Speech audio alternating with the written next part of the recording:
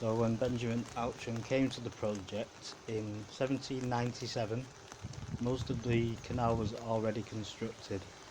He was responsible for the last half mile, including the Store Street Aqueduct.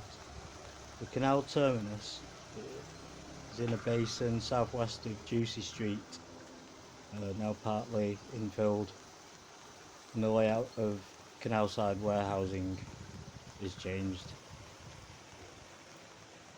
But he designed all that area and all those things. From its western end to Fairfield, which is here, this is the top lock. It drops down into Manchester from this lock. The rest is then level all the way to the Huddersfield Canal. So this is a separate part.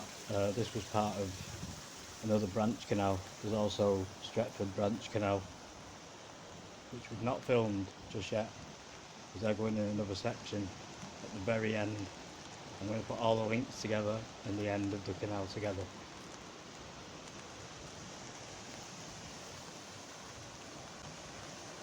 It's level anyway. This section was completed in 1796. The connection with the Peak Forest Canal dates from 1800. In 1797, an 8-kilometre branch, that's about 3.8 miles, 4 miles. That's a branch with 8 locks was constructed from Daisy Nook, Fairfield into Hollingwood, and a 1.6 kilometre private extension. I'd say it's a 1.6 mile private extension called the Werneth Canal, ran from there to Old Lane, from Hollingwood to Old Lane. There is an eastern branch from Daisy Nook to Park Bridge. They would all be opposite where the boats are situated now. It's been turned into a bit of a wharf basin, but it used to carry on straight across there. So you could either go from the top of the lock, you could turn right, or go straight ahead for a good few miles.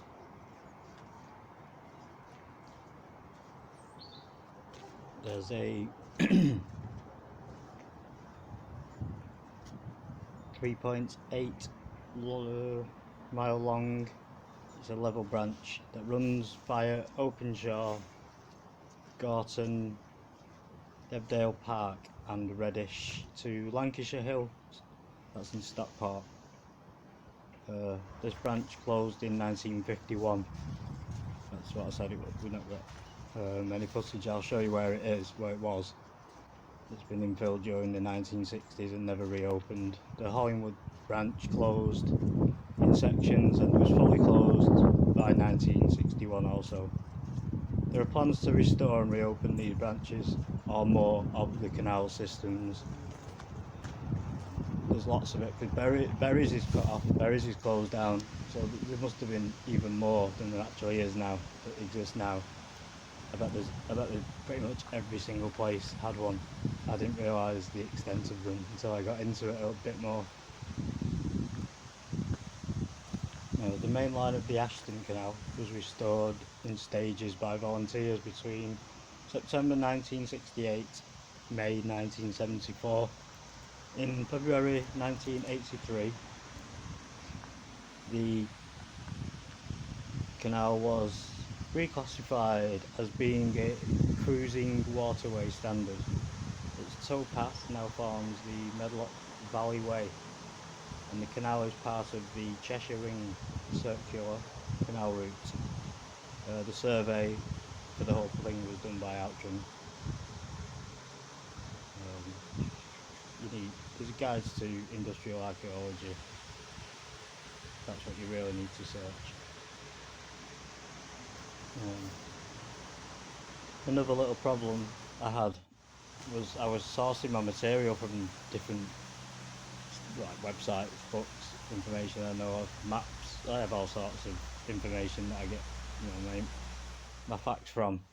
Some people like to write the length of things in miles, and some like to write it in kilometres. So Manchester UK, they're rather big doors. What I'm attempting to do now is a prequel. So all the other videos are finished. What we're going to do is pick up on anything I might have done wrong, which the ironworks and gasometers. There is one further down, but the one I wanted is up here on the Huddersfield Narrow. Some people like to write 1500 and some people like to write 1500, things like that. I've read 1500 and 15,000 in some cases. I got confused with the 1500s because that's how many miles canal waterways there actually are in England currently, I think, but it's also the area of water used in each lock. So I got so super confused, I was talking about other things, but like I've said, I'm going to try and clear up the actual facts. So that's our first lock gate. So we're going to walk up here. I'll be telling you that this is a rather pretty little section of the Huddersfield Canal. Lock gate W1 or 1W. Also we're going to explain lock gates. So at the bottom of the fire gates, which are quite tall, there's paddles at the bottom of them, under the water. When you turn the cogs at the end, which I'll show you, then paddles open and let water out, which lowers the level of water in here. Once that water reaches the same level as the lower section of canal, these gates will open and your boat can go out. So that's these cogs. So they open paddles at the bottom of the lock, down there, under the water there.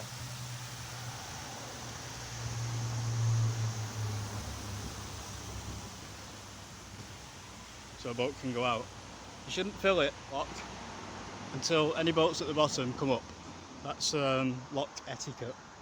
If you fill the lock too fast with your boat in it to go up, you can absolutely capsize your boat. Oh, Manchester, UK.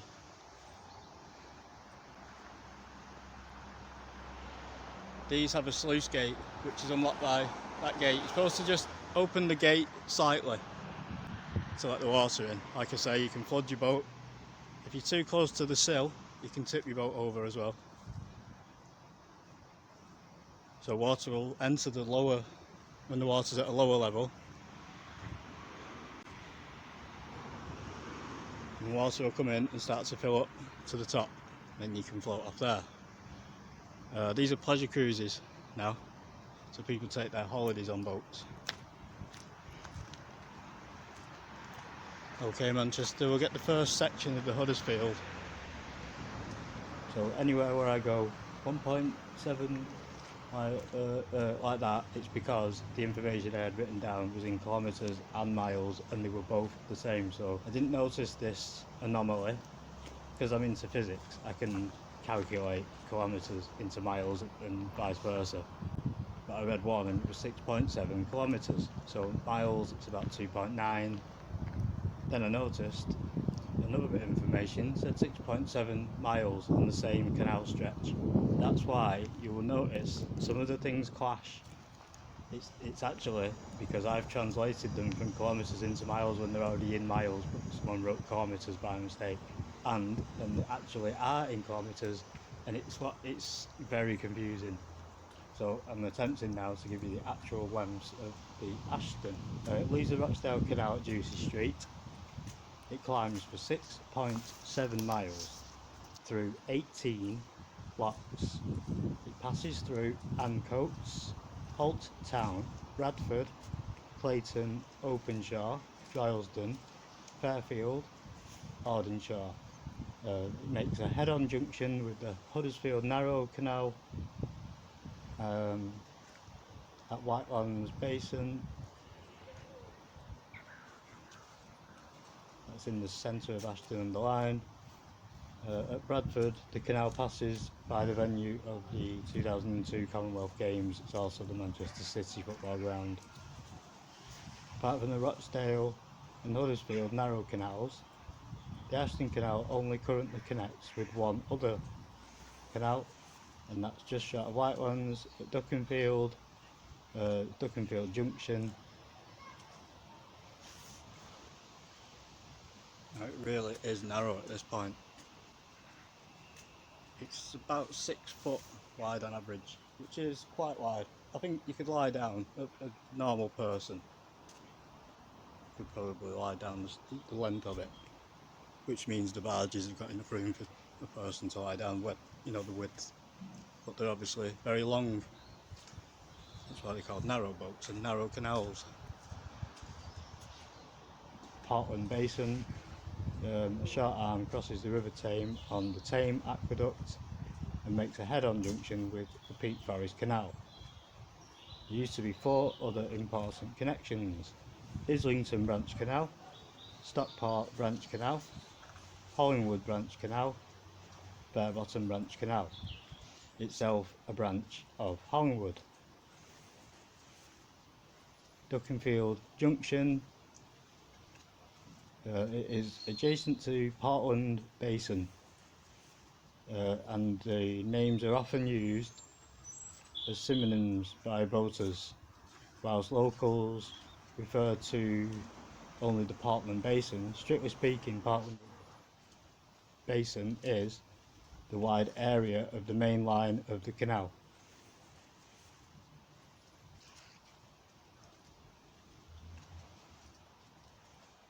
This is Bridge 108. That was built in 1856. So these original features all around here. And this is Ashton Old Town. So we're going to go up, we'll walk through this tunnel because we get the echo and get some good sound quality during the prequel. I'm going to walk up now because there's some people fishing, so I better not shout. So we'll jump up to the next lock. I think that's a good idea.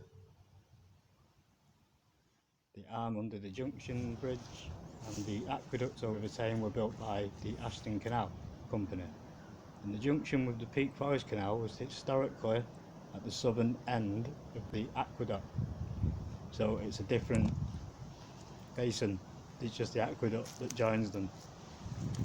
So they're 2 separate canals, and then they were linked by the aqueducts. Right, okay.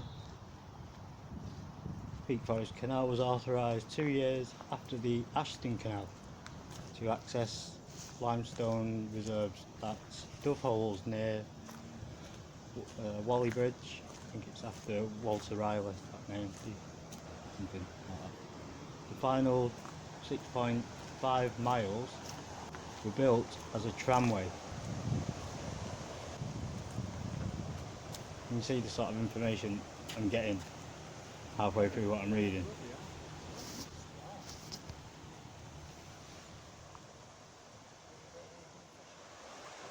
So one of the main reasons I've come is having a rest. I've got to where I want to start from. It's an aqueduct. This aqueduct goes over the River Tame further up. I knew it was the River Tame because it's black in colour. It comes from a place that has the word black in its name. Behind me is the ironworks. I believe that's the chimney that's been chopped down a bit. So, as I say, it's a prequel, and I got the site wrong because I actually dropped my map in the rain because it was raining when I did the filming. In some of it, I filmed the rain on purpose. This is the old bridge anyway. Half of it's now missing over that side. Yeah, I started off telling you about the locks. That's a little weir in the river, and that's the old structure that goes off towards more mills.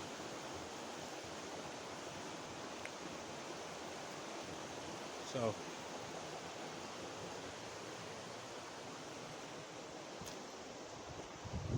that chimney and that building there, I believe, would be the old It's Globe Ironworks. If it was on the other bank, it's now gone. There's old structures all the way along. There's steps leading down into the river over there.